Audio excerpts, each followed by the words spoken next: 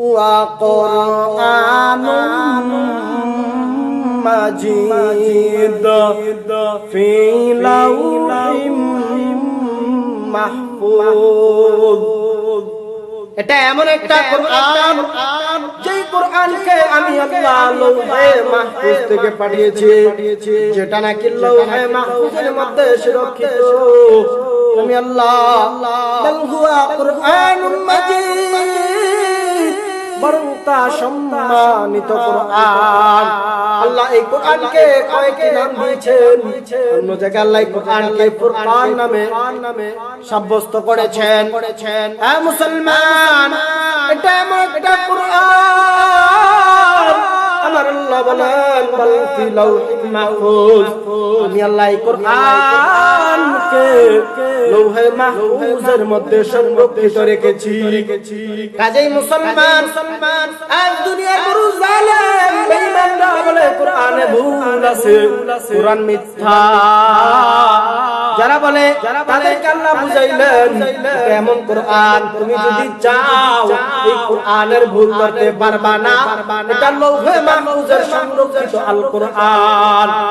কাফের বেঈমানরা যখন বলতো রাসূলকে, ও মুহাম্মদ এটা তোমার বানানো কোরআন, আল্লাহ বললেন যালিকাল কিতাবু লা রাইবা ফীহি। কুরআনুল কারীমের প্রথমে আল্লাহ ঘোষণা করলেন এটা এমন একটা কিতাব যার মধ্যে কোনো সন্দেহ নাই। এই কিতাব আমি আল্লাহ দান করেছি, যে কিতাবের মধ্যে কোনো সন্দেহ নাই। এবং কাজেই এটা এমন একটি কোরআন কাফেরদের বিরুদ্ধে আমার আল্লাহ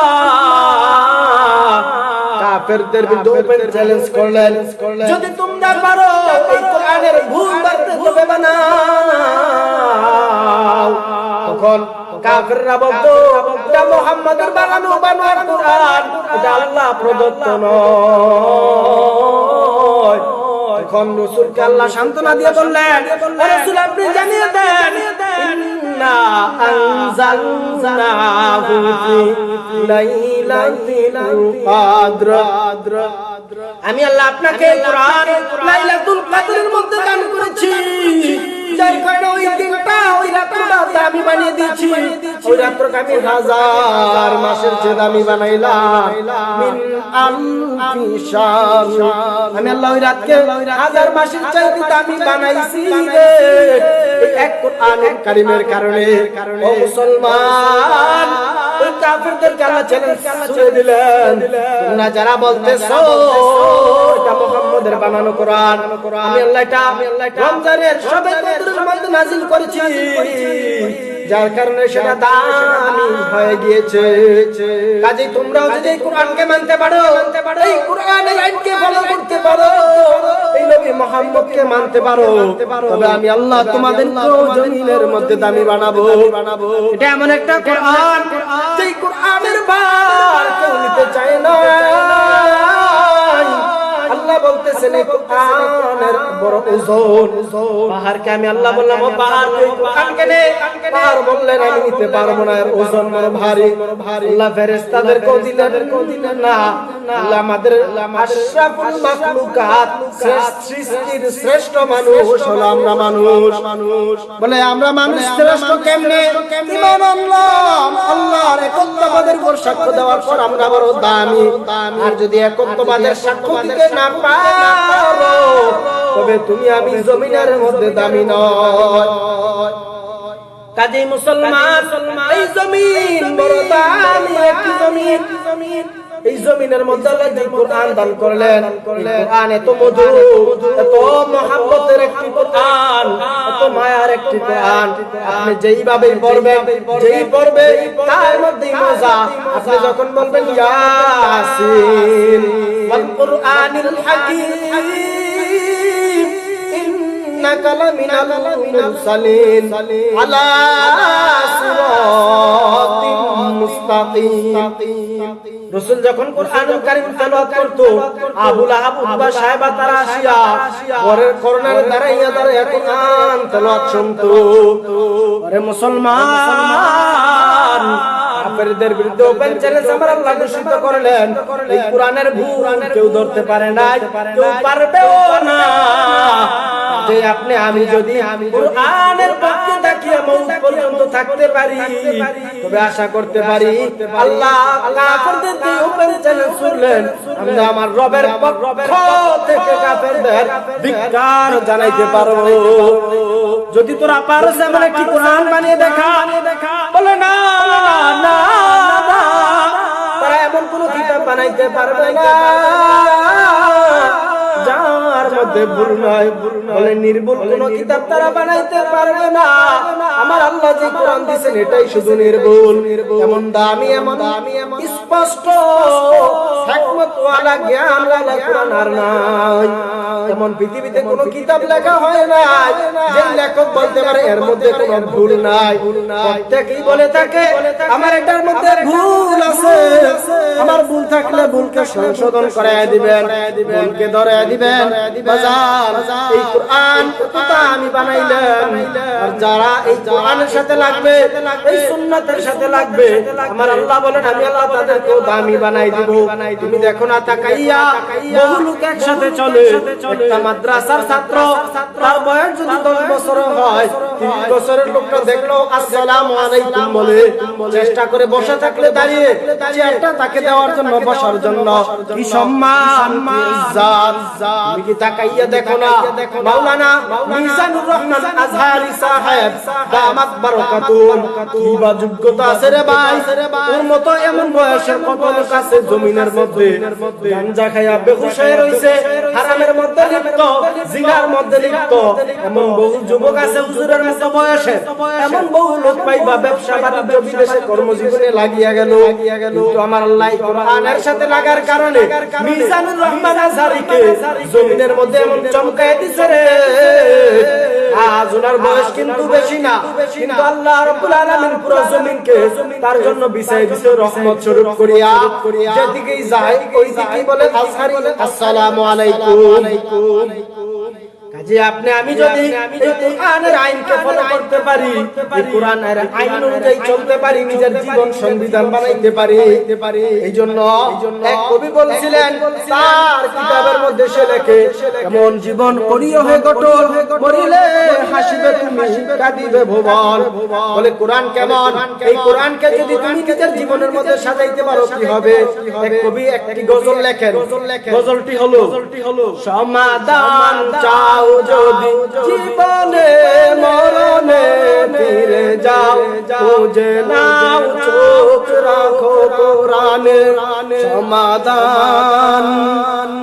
সমাধান চাও যদি জীবনে মরণে, খুঁজে নাও বেঁচে নাও চোখ রাখো কোরআনে। তবেই পাবে সুখ শান্তির ঠিকানা, তবেই পাবে সুখ শান্তির ঠিকানা। ফিরে যাও খুঁজে নাও চোখ রাখো কোরআনে। সমাধান এত চির অবলাম চির মুক্তির ডাক, এ যে মহাবাণী খুদার কালামে পাক, এ যে মহাবাণী খুদার কালামে পাক। এই দুনিয়া আর সেই দুনিয়া মুক্তি পাবে তুমি তুমি জাহানে। সমাধান চাও যদি জীবনে মরণে, খুঁজে নাও ফিরে যাও চোখ রাখো কোরআনে। এ বাণী সকলের নয় শুধু মুমিনের, যারাই চলবে মেনে পাবে কোরআনের। এ বাণী সকলের নয় শুধু মুমিনের, যারাই চলবে মেনে পাবে কোরআনের। ঘরে বলো কিংবা রাষ্ট্রে বলো,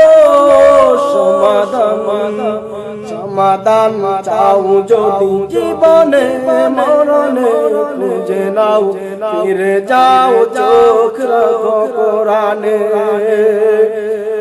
অশান্তি দূর করে শান্তি আনে যাহার পরশ পেয়ে পাথর হলো সোনা সন্দেহ বল নাই যার একটি কণা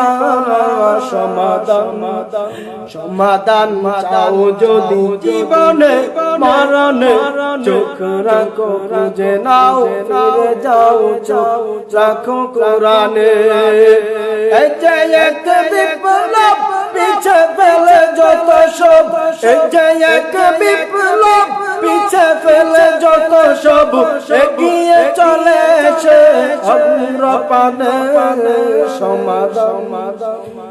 সমাধান চাও যদি জীবনে মরণে ফিরে যাও খুঁজে নাও চোখ রাখো কোরআনে এটা এমন একটি কোরআন যেই কোরআনুল কারীম আপনি যদি নিজের জীবন মানিয়ে নিতে পারেন সর্বকাজে আল্লাহ আপনাকে বিজয় দান করবে।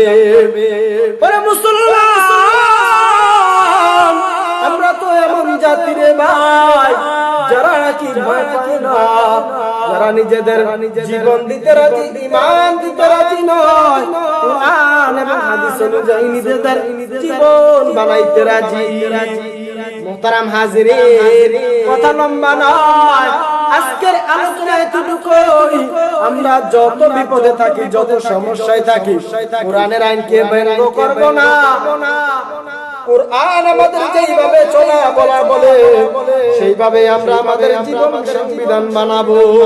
যদি এমন ভাবে চলতে ফিরতে পারি, রব্বুল আলামিনের লৌহে মাহফুজের সেই কালামের সম্মান করা হবে। যে কালাম আমার আল্লাহ লৌহে মাহফুজের মধ্যে সংরক্ষিত করে রেখেছেন, দামি করে রেখেছেন, এমন কোরআনের সম্মান ইজ্জত আপনি আমি যদি দিতে পারি, রব্বুল আলামিন বলেন, আল্লাহ বলেন না ওয়াদাল্লাহি হাক্কান, নিশ্চয়ই আমার ওয়াদা সত্য। যারা এই কোরআনের হেফাজতের মধ্যে রক্ষকের জন্য নিজেদের তৈয়ার করবে, আমি রব্বুল আলামিন তাদের হেফাজতের ঘোষণা করলাম। ও মানুষ, আলা ইন্না আউলিয়াল্লাহ লা খাউফুন আলাইহিম ওয়া লা হুম ইয়াহজানুন। জমিনের মধ্যে এমন বহু লোক আছে যারা আউলিয়া, তাদের ভয় নাই, টেনশন নাই, তাদের হেফাজতের দায়িত্ব আমি আল্লাহর। ও মুসলমান, ওই ব্যক্তি তলি যে কোরআনের বিরুদ্ধে যারা বলে তাদের বিরুদ্ধে লড়াই করার জন্য প্রস্তুত হয়ে যায়, ওই লোক তো দামি, যে কোরআন হেফাজতের জন্য নিজের জীবন দিতে প্রস্তুত হয়ে যায়, ওই লোকটাই তো দামি। কোরআন হাদিসের জন্য, কোরআন হাদিসের জন্য স্ত্রী পরিবার দেশ জাতি সব ছেড়ে দিতে রাজি, এই ব্যক্তি তো দামি, ওই ব্যক্তি তো ওলি, ওই ব্যক্তির জন্য তো টেনশন নাই, ভয় নাই, যে নাকি কাফেরের বিরুদ্ধে যারা ইসলামের বিরোধিতা করে, তাদের বিরুদ্ধে লড়াই করে, ইসলামের বিজয় আনার জন্য নিজের জীবন দেওয়ার জন্য প্রস্তুত হয়ে থাকে। ও মুসলমান, আপনি আমি তো এমন জাতি, এমন লোক যার কোনো টেনশন নাই, ভয় নাই। আমরা মুসলমান, আমরা সামনে হাঁটার সাথে আমরা পিছনে ভয় পাওয়ার লোক নয়। কাফের বেঈমানরা ভয় পায়, আমরা ভয় করি না, কারণ আমরা আমাদের জীবন বিধান বানিয়েছি আল কোরআন আল হাদিসকে। আমরা যে কোরআন হাদিসকে নিজেদের জীবন বানাইলাম, ওই কোরআন আমাদের এই শিক্ষা দিচ্ছে, আমরা কোরআনের বিরোধিতা করতে পারবো না। মুহতারাম হাজিরিন, আপনি আমি যদি কোরআনের আইনকে মানতে হয়, তবে ভালো ভালো ব্যক্তি, আল্লাহওয়ালা যারা ইসলামিক স্কলার আছে, তাদের কাছে যে কোরআনের জ্ঞান শিক্ষা করতে হবে, হাদিসের জ্ঞান শিক্ষা করতে হবে।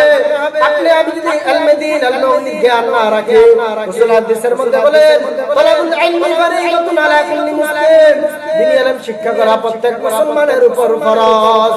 আজি মুহতারাম, আপনি আমি যদি কোরআনের আইনকে মানতে পারি, তবে ইলমে দ্বীন অনুসন্ধান করে, যেমন আমার জন্য ফরজ, আপনার আমার উপর যেমন নামাজ ফরজ, আপনার আমার উপর যেমন রোজা ফরজ, হালাল রুজি করা ফরজ, ঠিক তদ্রুপ আপনার আমার উপর ইলমে দ্বীন শিক্ষা করাও ফরজ।